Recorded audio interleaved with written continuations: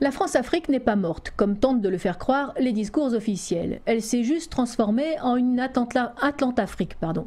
En visite officielle aux États-Unis, le ministre de la Défense français, Jean-Yves Le Drian, dans un discours prononcé devant le Center for Strategic and International Studies, a jeté le masque et livré quelques menus détails sur la stratégie militaire que la France entend mener en Afrique. Monsieur Le Drian a bien évidemment loué les liens historiques qui unissent l'Hexagone au continent africain avant de révéler les raisons pour lesquelles ce continent garde une si grande importance aux yeux de Paris et maintenant à ceux de Bruxelles. Selon le ministre, je cite, « L'Afrique du XXIe siècle présente à la fois un potentiel immense de croissance économique et de développement humain et des défis de défense et de sécurité qui sont de premier ordre. » Fin de citation. Autrement dit, il vaut mieux que les parts de marché du continent africain profitent au camp atlantiste et néolibéral plutôt qu'à n'importe qui d'autre.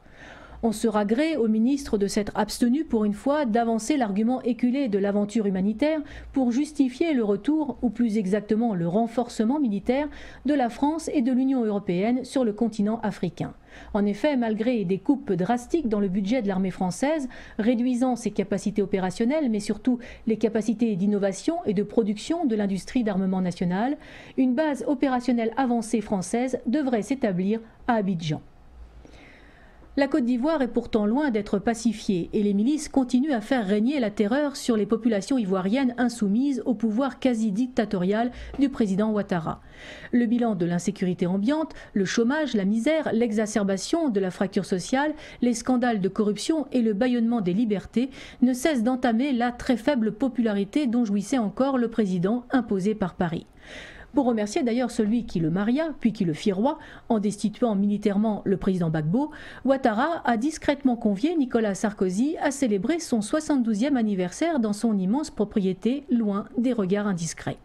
Malgré son âge avancé, qui selon un certain Attali devrait mener à une euthanasie malthusienne pour préserver l'humanité, Addo vient d'annoncer officiellement sa candidature et il mène déjà campagne sous le couvert d'une visite d'État à travers le pays. Pour de nombreux observateurs de la vie politique ivoirienne, Ouattara et ses partisans pourraient transgresser les règles démocratiques pour se maintenir au pouvoir en 2015. Qu'importe la légitimité dont il se revendiquera d'ailleurs s'il reçoit la bénédiction de son homologue français qui ne représente plus lui-même que 15% de satisfaits. Les pions que sont Ouattara et Hollande seront maintenus au pouvoir tant qu'ils serviront correctement la même oligarchie.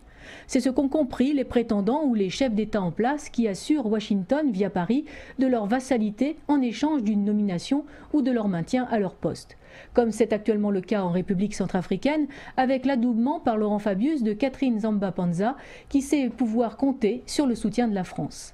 D'ailleurs, M. Bricolage a été l'un des premiers chefs d'État à saluer son élection, tout en précisant que, je cite, « la France se tient à ses côtés dans cette tâche difficile ». On sait que le président français aime se tenir très près des femmes, voire même tout près, comme le précisait Tristan Bernard. Si près que l'on se demande d'ailleurs qui décide à Bangui, comme on se demande qui commande à Paris.